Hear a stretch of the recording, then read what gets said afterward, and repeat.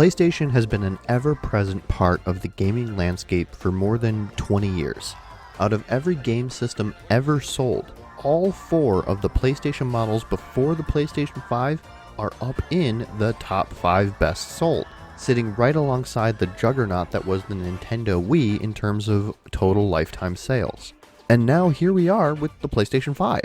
Sony's latest powerhouse console with its impressive controller, stellar console infrastructure, unique design, and most importantly, a truly killer lineup of launch titles. With fantastic new games leading the charge like Spider-Man Miles Morales, Sackboy: A Big Adventure, and Demon's Souls, there's also a fantastic third-party offering such as Assassin's Creed Valhalla, Godfall, and The Pathless.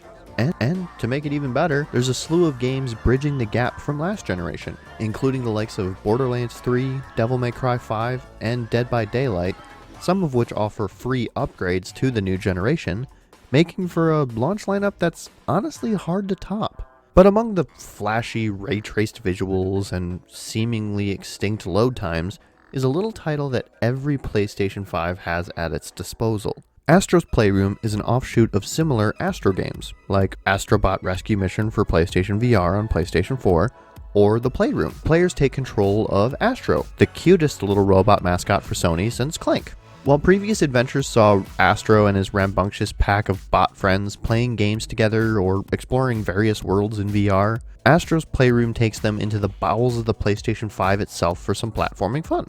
In terms of gameplay, Astro's Playroom most closely resembles Rescue Mission, an observation I made back when they announced the game during the initial PlayStation 5 reveal livestream. Players explore open levels themed around a different component of the PlayStation hardware, facing off against enemies and platforming challenges along the way. Intermixed within these levels are all sorts of suits and gadgets for Astro to utilize, all of which help to break up the gameplay and offer new glimpses at what the DualSense controller truly is capable of. But the gameplay itself is immaterial. It's certainly fun, and everyone who gets a PlayStation 5 should totally play it because it's free and well worth playing, but that's not what I want to talk about right now. I want to talk about why Astro's Playroom is the best celebration of Sony's gaming history to date. The game starts by showcasing a bit of a vortex of PlayStation systems and peripherals, eventually ending with a demo about the DualSense controller, giving you an idea of what its new features and capabilities are. This intro gives a bit of a glimpse at the experience to come, as well as a quick little history of the company's past ventures into the console space, before dropping you into the main game for the fun that you're about to have. The game opens up and unfolds for you to explore to your heart's desire.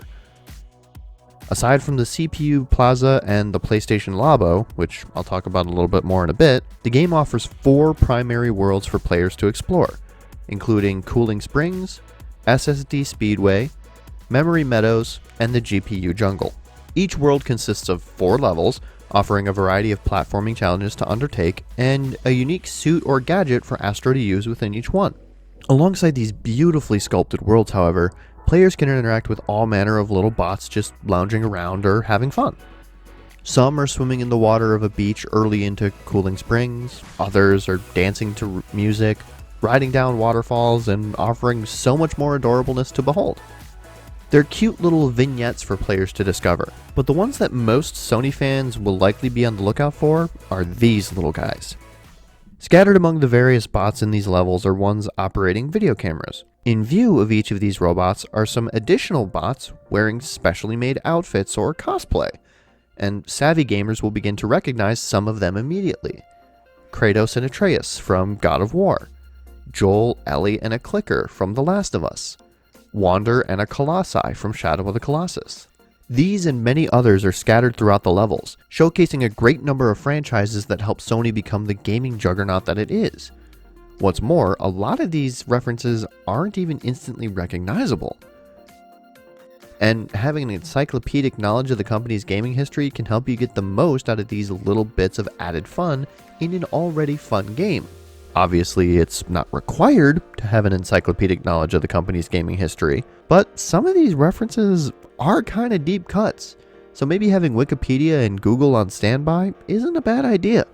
Or, barring that, you can click the annotation on screen now to take you to the video that I made showcasing each one of these little cosplay moments.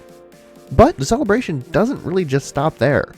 On top of being a fantastic platformer and showcasing some wonderful little references to Sony's gaming characters, the game also has the player hunting down artifacts. Artifacts can be found by savvy players who search for hidden areas in each level, sometimes requiring a small challenge before the prize is rewarded, sometimes just giving them to the player as a reward for finding them, and other times just being awarded for participating in the game's Gacha Crane game that you can play for 100 coins in the PlayStation LABO section of the game. These artifacts showcase a different side of Sony's history, specifically the physical side of things. Each artifact you find unlocks a rotatable 3D rendering of one of Sony's past systems, peripherals, add-ons, gizmos, gadgets, and doohickeys, all of which can be viewed immediately upon discovery, and anytime after that in the PlayStation LABO of the game. In PlayStation LABO, all of the puzzle pieces and artifacts you've collected, the two primary collectibles in the game, are put on display and segmented by generation to make things a little bit more organized. Artifact models can be viewed in one of two ways: on display in the PlayStation LABO, where they can be interacted with in a number of fun ways, or by accessing this little friend here. This helpful little PlayStation Pocket will let you view any of the 3D models you've unlocked, letting you see the undersides of everything if that's how you really want to spend your time. But we're not done just yet. This game is just so full of fun and fantastic little touches that I really couldn't tell you about all of them right here, right now. So I'm just going to do a very quick little lightning round of sorts to help speed things along for us.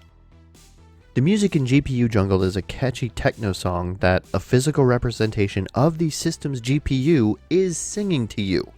Beyond just that though, there are lyric walls hidden throughout the level, so if you wanted to sing along to the song, which is a very catchy song, you can. Along with puzzle pieces and artifacts are little display vignettes that unlock more references that can sort of be viewed in the PlayStation LABO. These are unlocked exclusively through the gacha game that I mentioned earlier, and unlike the cosplay vignettes that you can find throughout the main levels, these offer more pointed references to things like UI displays or the PlayStation Store, or even a little glimpse at the history of the PlayStation logo. The various suits and gadgets that players can unlock help to not only familiarize you with the controller's various functions, but offer a fun additional challenge to the gameplay outside of just running, jumping, and punching as you're going to do for most of the levels.